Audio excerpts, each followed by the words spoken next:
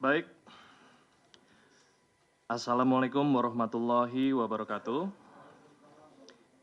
Yang kami hormati Bapak Nurul Gufron selaku Wakil Ketua Komisi Pemberantasan Korupsi, Bapak Asep Guntur Rahayu selaku Direktur Penyidikan KPK, rekan-rekan jurnalis yang saya hormati, hari ini Komisi Pemberantasan Korupsi akan menyampaikan rilis atau konferensi pers seputar kegiatan tangkap tangan, dugaan tindak pidana korupsi, penerimaan hadiah atau janji oleh penyelenggara negara atau yang mewakilinya di Provinsi Kalimantan Selatan tahun 2024 sampai dengan tahun 2025.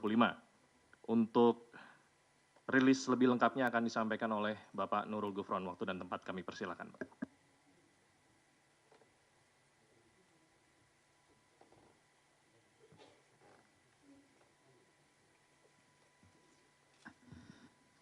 Bismillahirrahmanirrahim. Assalamualaikum warahmatullahi wabarakatuh. Selamat sore, salam sejahtera untuk kita semua. Om Swastiastu, Namo Buddhaya, salam kebajikan, salam.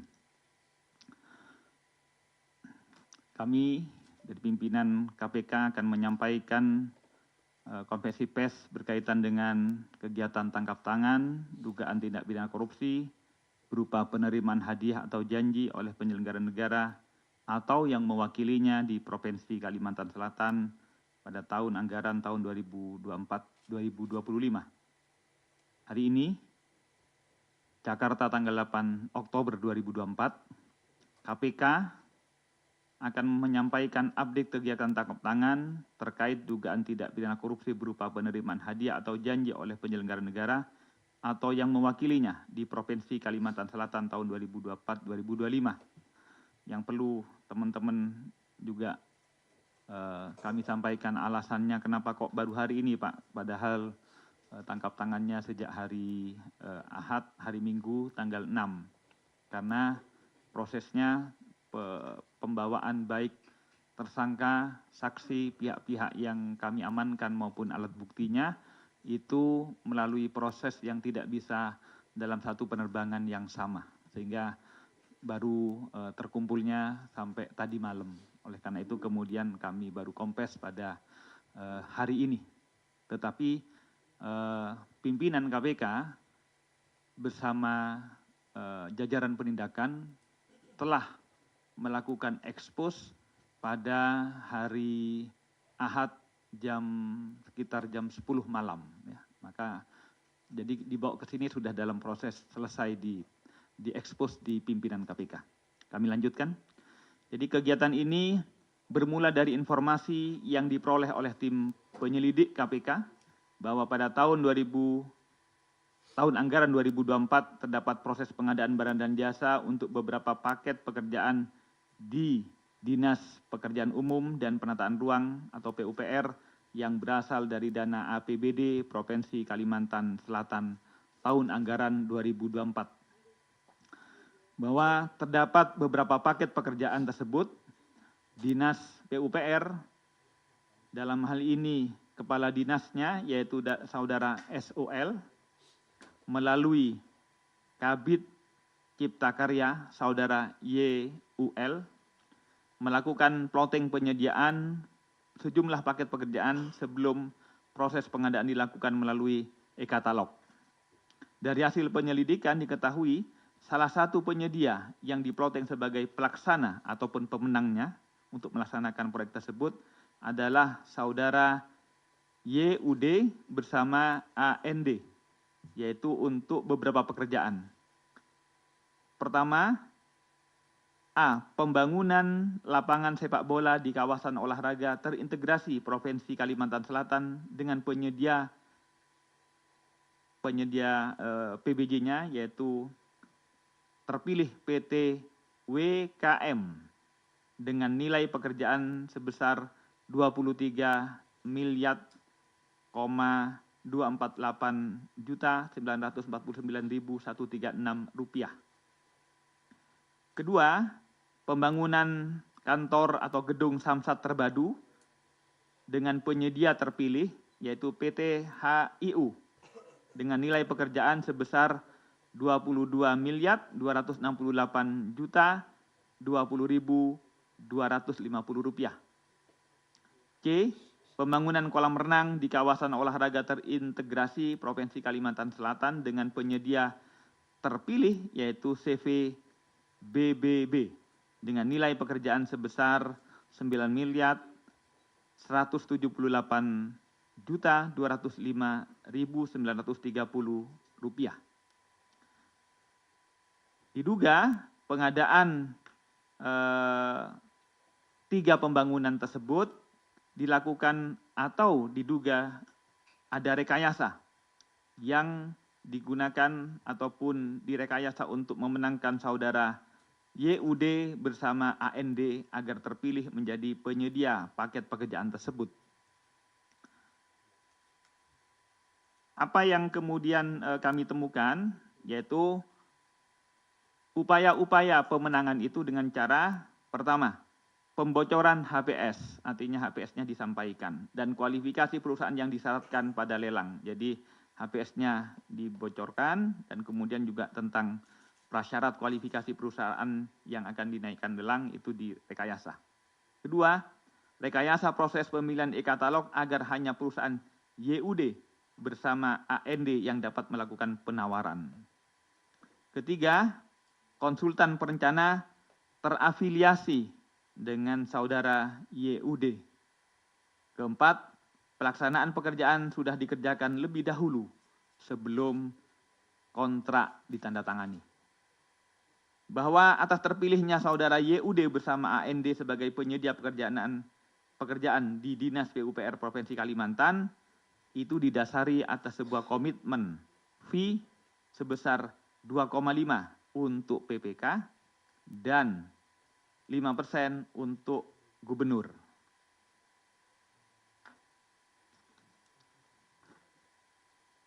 Ketujuh, pada tanggal 3 Oktober didapatkan informasi bahwa saudara YUD telah menyerahkan uang sebesar 1 miliar yang diletakkan di dalam kardus berwarna coklat kepada saudara YUL atas perintah SOL bertempat di salah satu tempat makan ataupun restoran, bahwa uang tersebut merupakan fee sebesar 5%, yang artinya kalau 5% untuk saudara gubernur. Kemudian atas perintah SOL, saudara YUL bersama MHD, yaitu supir YUL, mengantarkan uang tersebut ke kantor Dinas PUPR Provinsi Kalimantan Selatan dan menyerahkan uang tersebut kepada BYG, saudara supir dari SOL. Setelah itu atas perintah AMD, uang tersebut oleh BYG disampaikan kepada AMD yang merupakan salah satu pihak penampung uang ataupun fee yang diperuntukkan kepada saudara gubernur. 9. Bahwa pada tanggal 4 Oktober, tim penyelidik KPK mulai mengamankan para pihak terkait mulai sejak jam 6.30 sampai dengan jam 21.00 waktu Indonesia Tengah di Polres Banjarbaru, Kalimantan Selatan dan Gedung Merah Putih KPK. Dengan pihak-pihak yang kami amankan terdiri dari pertama, saudara YUL, Kabid Cipta Karya, yang posisinya sekaligus sebagai PPK. 2, saudara YUD, swasta. 3, saudara MHD, supir YUL. 4, AND, swasta. 5, ARS, staf Cipta Karya. 6, BYG, supir SOL. 7, AMD, pengepul uang untuk saudara gubernur.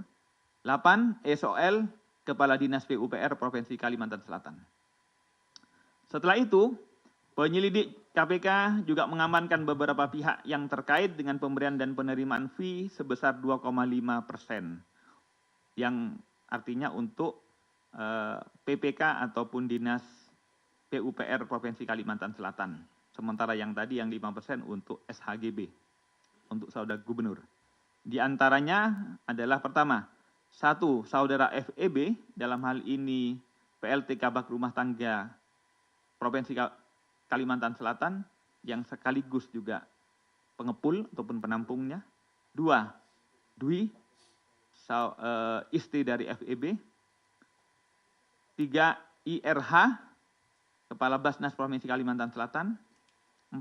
FRI, swasta dan beberapa pihak lainnya, bahwa total pihak yang diamankan sejumlah 17 orang. Bahwa penyelidik KPK juga mengamankan, selain pihak-pihak tadi, penyidik KPK juga mengamankan sejumlah barang bukti, diantaranya dari saudara AMD, yaitu A. 1 buah kardus coklat berisi uang 1 miliar. B. 1 buah tas duffel warna hitam berisi uang 1,2 miliar. C. 1 buah tas ransel warna hitam berisikan uang 1 miliar. D. 1 buah kardus kuning dengan foto wajah paman berisikan uang 800 juta. E.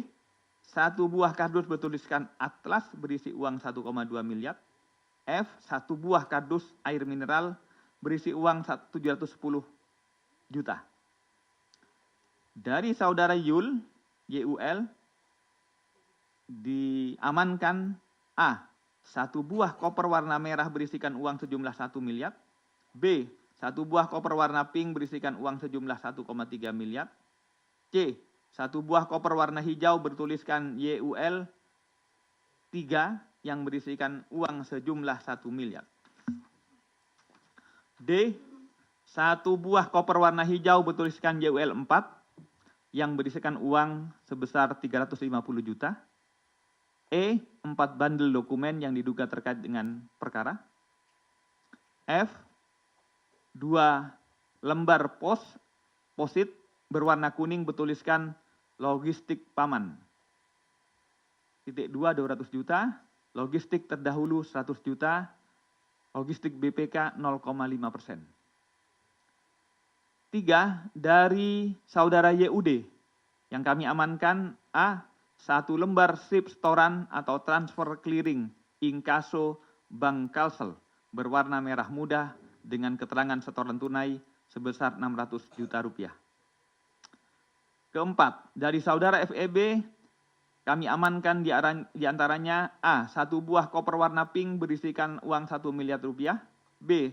1 buah koper warna merah berisikan uang 1 miliar rupiah. C. 1 buah koper warna abu-abu berisikan uang 1 miliar rupiah. D.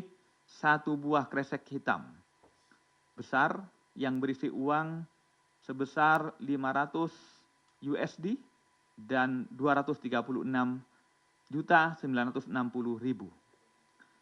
Diduga bahwa 1 buah kardus coklat berisikan uang 1 miliar merupakan fee 5% untuk saudara SHB dari saudara YUD bersama AND terkait pekerjaan yang mereka peroleh untuk tahun anggaran 2024 di Provinsi Kalimantan Selatan, yaitu pembangunan lapangan sepak bola, kawasan olahraga terpadu, pembangunan kolam renang, kawasan olahraga terpadu, dan pembangunan gedung samsat. Bahwa terdapat sejumlah uang lainnya yang ditemukan oleh penyelidik dalam KPK pada saudara YUL, pada saudara FEB, dan saudara AMD dengan total sekitar 12.113.160.000 dan 500 dolar. Merupakan bagian fee 5% untuk saudara gubernur terkait pekerjaan lainnya di Dinas PUPR Provinsi Kalimantan Selatan. Bahwa pada tanggal 4 Oktober 2024 sekitar pukul 21 telah dilakukan ekspos di KPK maupun juga dilakukan secara Zoom karena ada beberapa pihak, misalnya Pak Nawawi ada di daerah, karena itu kemudian dilakukan secara Zoom. Dan karenanya kemudian disepakati atas peristiwa tersebut telah ditemukan bukti permulaan yang cukup terkait dugaan tindak pidana korupsi berupa penerimaan hadiah atau janji oleh penyelenggara negara atau yang mewakilinya di Provinsi Kalimantan Selatan tahun 2024-2025, dan sepakat bahwa perkara ini untuk dinaikkan ke tahap penyidikan terhadap pertama, saudara SHB, 2 saudara SOL, 3 saudara YUL, 4 saudara AMD, 5 saudara FEB. Diduga 5 pihak tersebut melanggar pasal 12 huruf A kecil dan A dan B kecil, pasal 11, pasal 12B besar Undang-Undang 3199 Yungto 20/2001 tentang pemberantasan tindak pidana korupsi, Yungto pasal 55 ayat 1 ke 1 KUHP. Juga kepada saudara YUD bersama dengan AND diduga melanggar pasal 5 ayat 1 huruf A atau huruf B atau pasal 13 Undang-Undang 3199 Yungto 20/2001 tentang tindak pidana korupsi, Yungto pasal 55 ayat 1 ke 1 KUHP. KPK selanjutnya akan melakukan penahanan terhadap tersangka untuk 20 hari terhitung mulai tanggal 7 Oktober sampai dengan tanggal 26 Oktober terhadap 4 tersangka SOL, YUL, AMD, FEB di rumah tahanan negara cabang rutan dari rutan kelas 1 Jakarta Timur di gedung KPK K4 di sini di belakang, sedangkan saudara YUD dan AND ditahan di rumah tahanan cabang rutan kelas 1 Jakarta Timur di gedung KPK C1.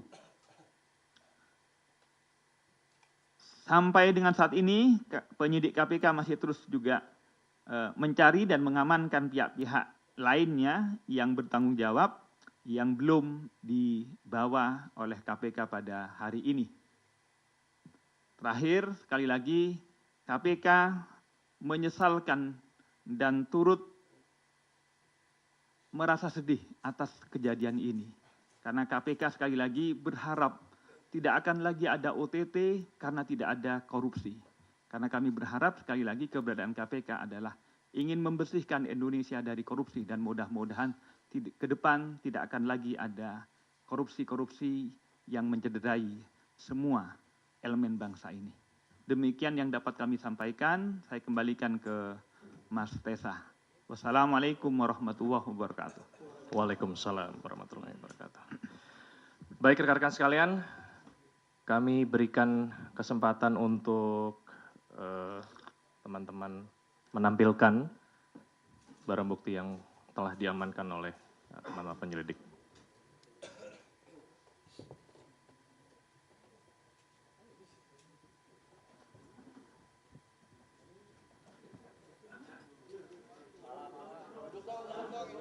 Tenang ya, tenang ya.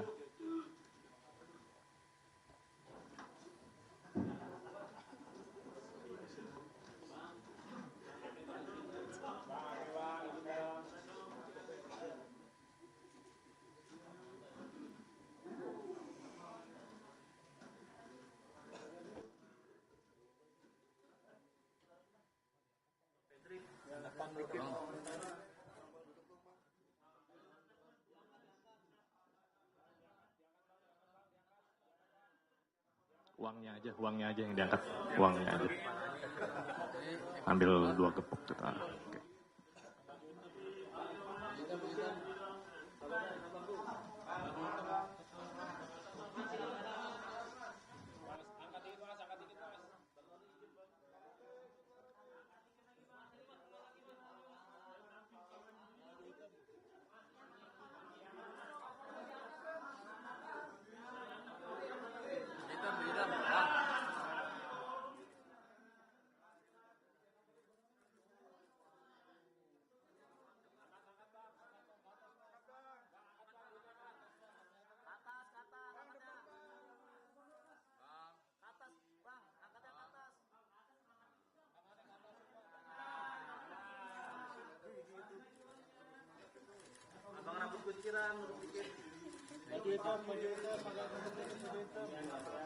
Oke, sudah cukup ya teman-teman. Oke, kita atur lagi, kita persilakan penyelidik untuk bisa menunggu di luar. Silakan.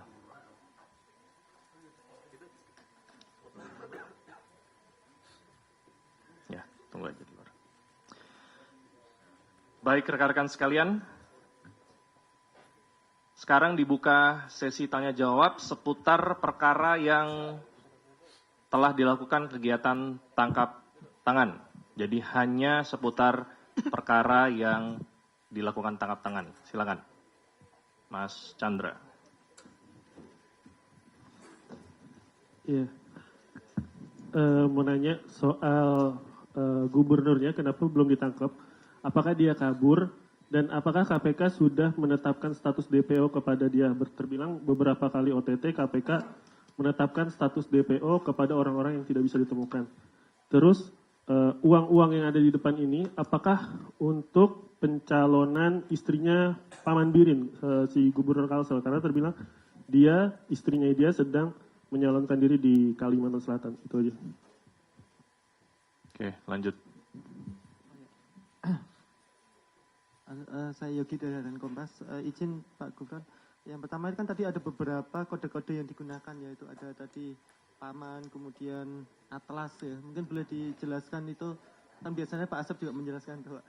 Nah, kode-kode yang dipakai itu mantannya apa. Kemudian tadi sama soal Sabirin Nur itu kan juga kalau nggak salah dulu di Kalsel juga pernah ya waktu